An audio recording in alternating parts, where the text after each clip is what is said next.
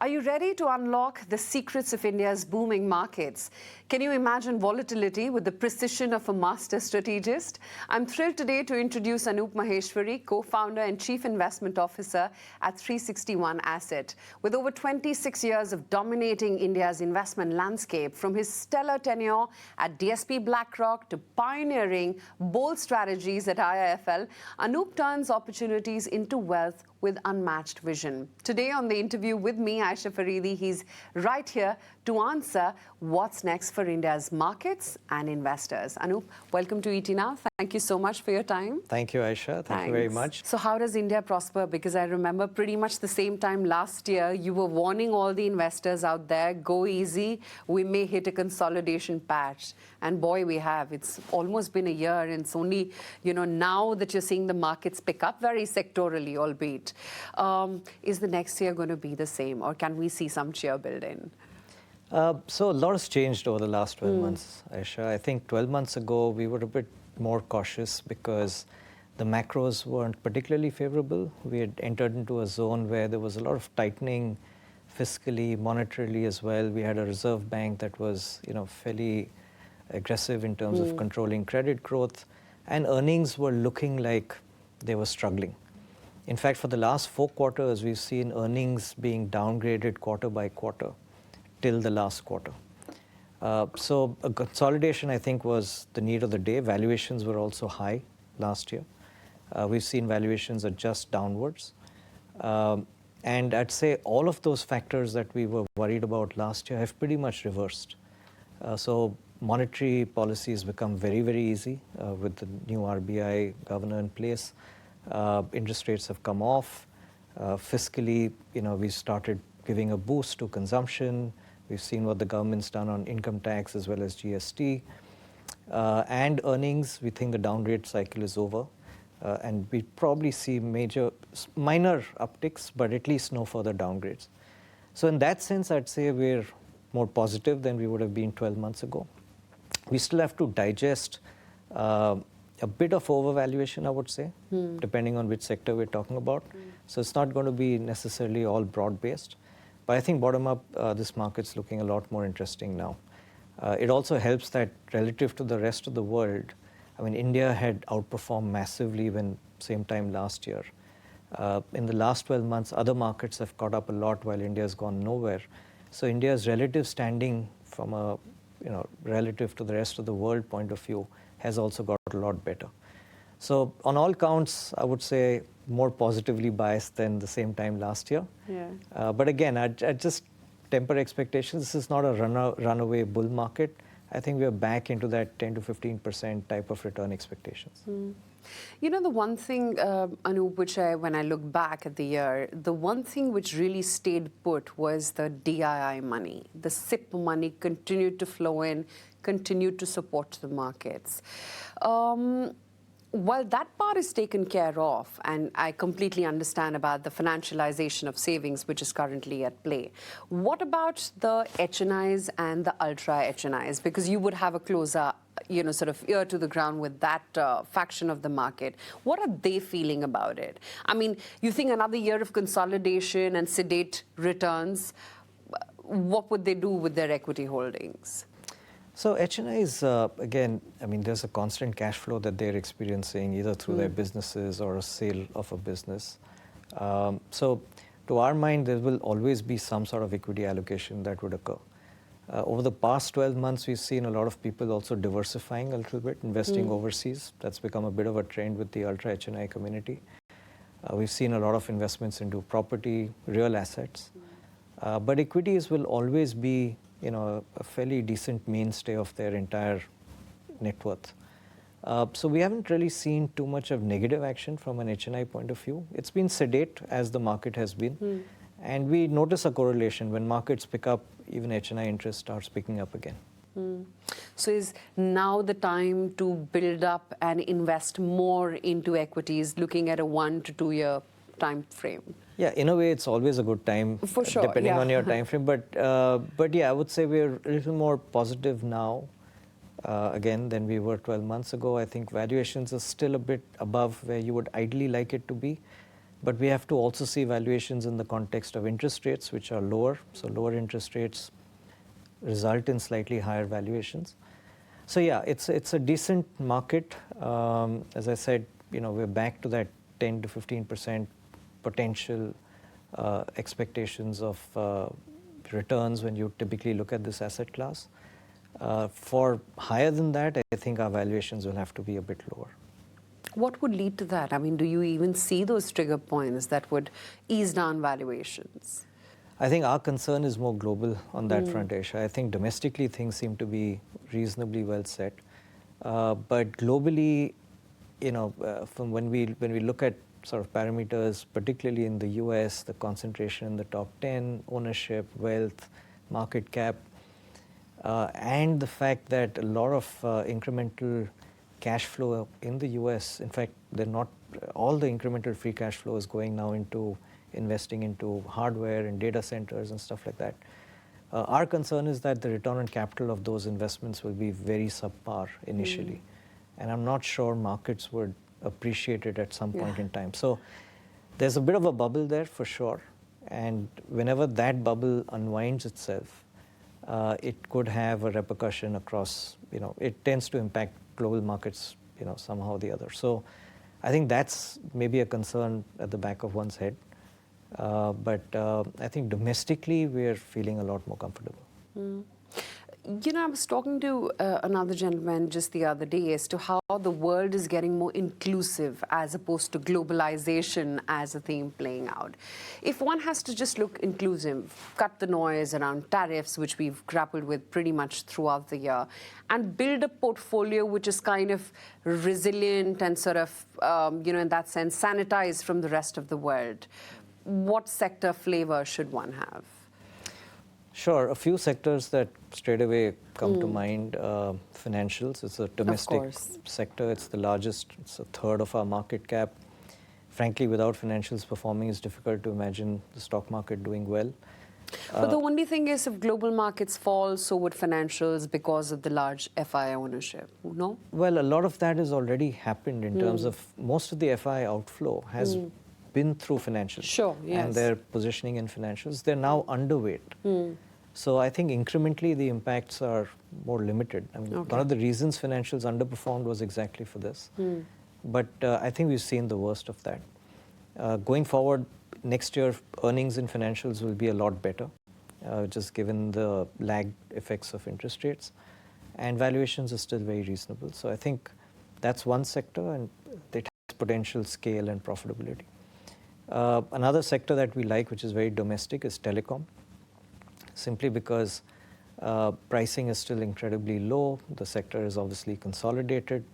I think you will also have a new IPO coming next year that Jio has mentioned. And generally, we've seen as the economics of the sector improve, there is huge scalability and value creation possible in that sector. Third, I would say the consumption side. Post these GST cuts, income tax adjustments, and with next year, the pay commission sort of increases that could come next year or the year after, whenever it comes. We're talking effectively of a 7 trillion rupee or 7 lakh crore rupee benefit to consumers for them to consume. It has to feed into consumption in some form or the other. We're already seeing some strong signs of Diwali, numbers coming through. And our hope is that that continues through the rest of the year. So it does look like we're on a bit of a consumption turnaround as well. So these are three areas, I would say, financials, telecom, parts of consumption, which are very domestically centered, which could do well irrespective of the global situation. But up until now, what's done well in consumption has been the entire premiumization and, everything from aviation to hotels to even retail. It's the premium end of consumption which has done well. Do you now think it's the chance that perhaps bottom-up stories would actually play catch-up? So I think the premium end continues to do well. The the lower consumption items, I think, should have a bit of an uptick because a lot of the GST cuts are really targeted to that segment, as well as the income tax and eventually the pay commission. So we should have some improvement even there from where we are today. What I also wanted to talk about was the fact that what worked well in the year gone by was not just a non-India but a global investor approach, but it was also multi-asset. I mean, look what's happening with gold and silver, right? Yeah. Do you think one will have to keep that kind of a strategy going forward as well, for not just 1 year, but maybe next 2 years? Multi-asset, multi-economies or multi-markets? Yeah, I think multi-asset definitely, in the sense that while gold and silver have done an incredible run, and a lot of people are wondering whether it's it's towards the end of that. Our sense is gold is more like an insurance policy. Sure. Given some of the challenges in the U.S. particularly, and some concerns around the U.S. dollar, as well as the way their whole monetary policy framework runs. I think it just makes sense to continue to hold gold as a bit of an insurance against some of those economics there. So to our mind, it's a great play against the dollar and should be part of the portfolio. Even though it's done a lot, I think we'd pretty much hold on or maybe even add a bit to gold if you're very underweight. Silver is a bit trickier, and silver has gone through a very rapid move, so I'm not too sure on that one. But generally speaking, real assets, commodities in particular, I think continue to do well. We've seen a big uptick in their earnings as well. And anything that is a play against the USD, I think has a good chance of continuing to outperform for a while. And what about global assets or global markets? So global markets, the biggest global market is the US. That's where I would say we're a bit concerned. Valuations are high, ownership is high, Too much concentration in tech. There's just too much. So I think it becomes very vulnerable at some stage. People have been looking at other markets like Europe, China, which are doing a bit better. But again, they've also rallied a lot in the last 12 months. So right now, I would say India is pretty much in line with global markets from a relative valuation point of view. So I wouldn't expect very big divergences going forward. So when you talk about valuation comfort, you did touch upon financials. Where else are you finding some amount of valuation cushion, given the fact that it's such a well-discovered market, that we're in right now, as opposed to what we were, say, even 7 years back? Yeah. So Ayesha, more than valuations, I mean, of course, that's a critical point. But I think we've got to look at it under the lens of earnings, because this market has been very, very sensitive to earnings. It doesn't matter if you're cheap. If you're not delivering earnings, you will continue to remain cheap. So there's an element of wherever earnings are surprising, prices are reacting and valuations are improving. So the focus actually has to be on earnings growth. And we're seeing, this year still has been more cyclical earnings growth, which is oil and gas, metals are contributing a lot to the overall earnings growth of whatever, 10, 11% we are looking at this year. But next year, when we move to FY27, we're looking at 15% earnings growth, which is a lot more broad-based. It'll be driven by banking, it'll be driven by cement. There are more defensive sectors, less cyclical sectors also coming into the picture. And I think that, therefore, broadens the range of companies and sectors you can invest into. So I think we're looking more at the earnings angle rather than the valuation angle per se. And that's, again, it sort of still marries in with these three broad areas I mentioned: financials, telecom, and consumer discretionary, or the consumption side overall. I think a fourth area that we generally like long term, which is just buy, hold, forget type of a sector, would be pharma. I think pharma has consistently shown the ability to create value for shareholders. And they'll go through their own little ups and downs, but it's one of the best buy hold sectors that we've experienced in India, at least. And what's the avoid? I think capital goods, industrials, we're just a tad, again, here's where the valuation comfort is a bit lower. They're valued already for decent growth. Any disappointment there can be a challenge. So I would say, to some extent, capital goods, industrials. IT is interesting. It's sort of already underperformed. There's a bit of a consensus that large cap IT will not do well and mid cap IT will do relatively better.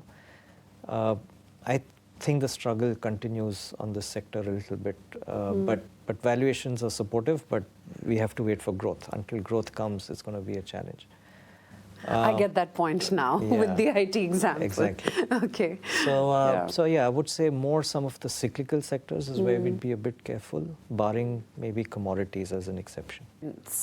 Well, it's sure had its days in the sun and heydays last year as well.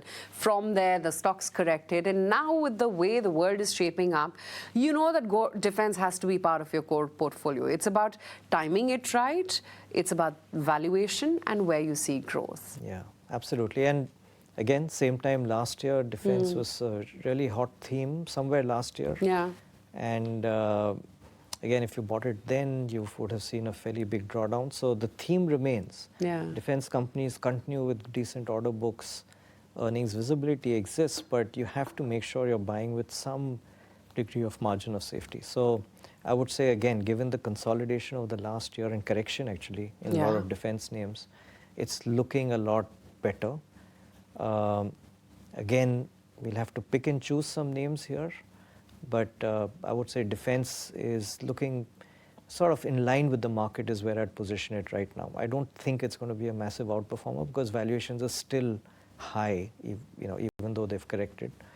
But I think it's consolidated well and can perform a bit from here in line with the market pretty much. To your point about consumption, what we're consuming hasn't changed, but how we're consuming has, right? Now it's those platform companies, which you now wonder as to how did you even function without them back in the day. Is the means to better consumption via platform plays and via the means as opposed to what you consume? Sure. So a lot of these consumer tech plays. I mean, it's a sector of its own now. It's evolved into its own sector. Yeah. And this is really where big market cap can be created. We're seeing more listings coming up. Lenskart, for instance, or in EdTech, you have PhysicsWallah coming up, Pine Labs. So that segment is expanding. All of these companies are targeting close to 1,000 crores or more in terms of profits at some point in time in the next few years. So it's a fairly sizable profit pool in terms of the visibility today. And again, as we've seen from the US example, the dominant players do tend to grow and scale disproportionately.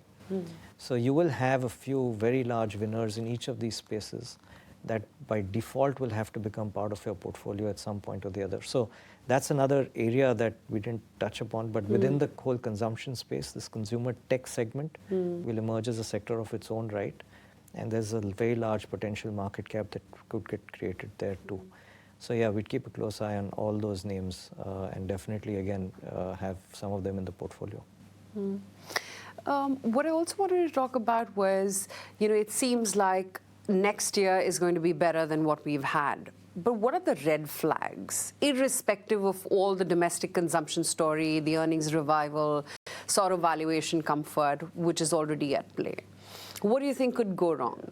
No, so the big red flag we still see is more global. I would say domestically, normally the way we look at it, very top down, on the fiscal side is fine, the monetary side is good, earnings are not getting downgraded, valuations have somewhat corrected, flows remain okay. We're not even seeing positive FI flows yet. That could be a potential positive factor to look forward to. I'd say the only negative argument you could say is some people might feel markets are still a little overvalued. It's not exactly at the perfect margin of safety you would like, but I'm not sure it will be given the way interest rates are.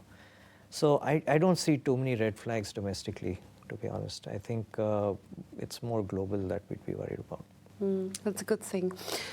This is, of course, the market in the very near term. But when you look at decadal opportunities, do you think it'll be consumer tech? I mean, looking at the market right now, looking at our demographics, one would be a little caught up between whether to play on consumer tech or whether prepare for the utmost future, which is perhaps healthcare. I don't know what's the right way to approach it. Yeah, I mean, so consumer tech, I think, will be a much bigger sector over the next decade. Another sector that we think will be a much larger proportion of an index weight would be telecom. Because when we've... But how telecom? I mean, as if now there's one solo player and then there is one conglomerate. That's right. But, you know, the contribution of profits that they have can be significantly higher over the next decade. So, you know, this brings me to, I've mentioned this probably on the channel before or in some channel, but we had a very interesting conversation about what could be the next $1 trillion market cap company, or India's first $1 trillion market cap company. And, you know, as our economy scales to $10 trillion, you'd expect something to come somewhere close there, right? And when you look through, let's say, the top 20 names listed in India, that's your starting point because logically they're already of a base size. The one sector that we could sort of imagine that situation coming close would be telecom. Simply because the ingredients that you need to get to $1 trillion market cap is you have to have a very large subscriber base, some sort of networking effect going on, playing your way. You should have pricing power, and you should have be generating very strong cash flows that you can then deploy into adjacencies. CapEx. Adjacencies close to what you're doing. And we find those ingredients being ticked off in telecom. So while we don't have too many plays available in telecom, but it's a sector that today from, let's say, 3% or so of the index could jolly well be 6 or 7% as time proceeds and we go down that phase. Because when we did the maths, you know, the two telecom largest players, I think we could see that potential.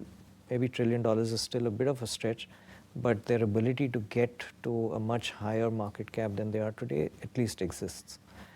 So to that extent, you know, we're just trying to imagine what sectors could be larger components of the index somewhere down the road. And a lot of consumer tech would fit there, telecom would fit there. Banks, I think, just maintain that weight, or financials maintain a certain weight. Because again, they would largely deliver in line with market type of returns. It's financials is not a sector that can massively outgrow. It's a great consistent compounding sector, but you know, regulation will not allow it to go berserk in terms of growth rates beyond a certain point. Healthcare, again, health tech you mentioned, I think. Yeah, well, healthcare at large. Healthcare I mean, everything from health tech to hospitals to diagnostics, the entire pool. The opportunity size is obviously massive. We are very underpenetrated. The amount of pharma product we sell today is still lesser than one drug in the US. It's still a very tiny proportion of GDP, about 2 lakh crores, I think. And there's no reason why it could not be larger. But capturing it in market cap terms, I think a lot of the players are already largely established and listed. So they continue to deliver whatever growth they have. So again, I would place it as slightly above market maybe. You know, we like pharmaceuticals generally, and the whole hospitals and pharma segment. But in hospitals, valuations are pretty high. Pharma, I think, is a better place for us to be right now. Okay. Anup Maheshwari, thank you so much for your time. Thank you. Great speaking with you. Thank you, Ayesha. Thank you.